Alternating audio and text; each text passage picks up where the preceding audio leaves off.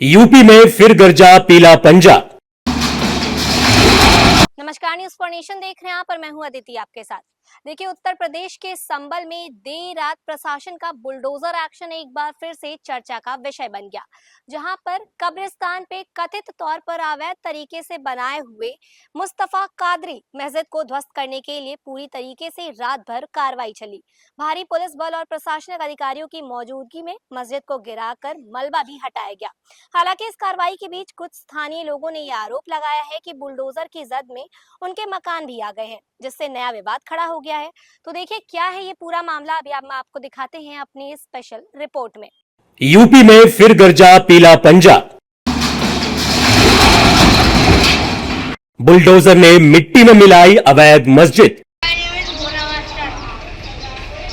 योगी का संदेश दमदार, अवैध पर सीधा प्रहार।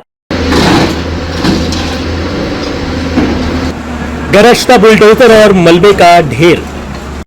ये तस्वीरें यूपी के संभल की हैं, जहां एक बार फिर बाबा के बुलडोजर ने संभल के थाना नसाका क्षेत्र के ग्राम कसेरवा में कब्रिस्तान की भूमि पर बनी मुस्तफा कादरी मस्जिद को ध्वस्त कर दिया। इस मस्जिद का निर्माण कब्रिस्तान के नाम दर्ज 120 वर्ग मीटर भूमि पर अवैध कब्जा कर किया गया था।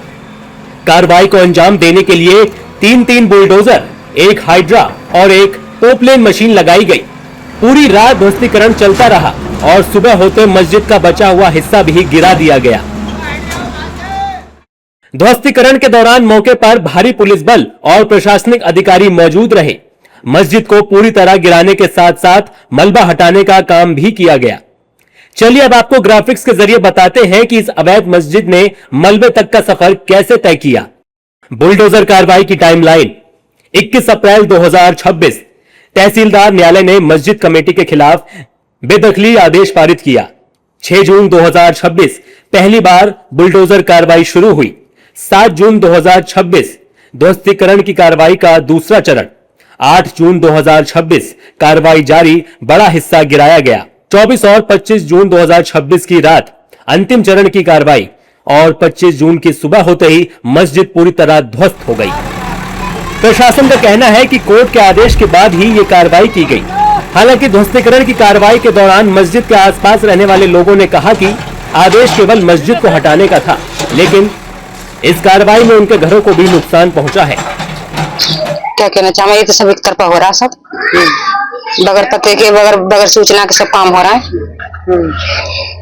और क्या मैं देखा के नुकसान कर रहा है। और क्या हो रहा है, किस तरीके का नुकसान हुआ है? नुकसान किस तरीके का, लैट्रिन बाथरूम है, गेट है, और क्या मैं रहने का घर का बरामदा है, और क्या मैं ढोरों के बाहर लेने का वो है, टीन है, वो सब तोड़ कर कुछ लकड़ दी। कहने क्या चाहेंगे, पहले मस्जिद टूटी तो क्या नाम है, इतना नुकसान करा घर में। अब लैट्रिन बाथरूम ही हमारे घर में सब दीवार गिराई है, तो लैट्रिन बाथरूम हमारे सारे तोड़ के चले गए। समरसेबिल है, वो सब समरसेबिल उखेड़ के ले गए पूरा भर के, उसमें जेसीबी से बाहर की दिवाली वो सब तोड़ के चले गए हमारी।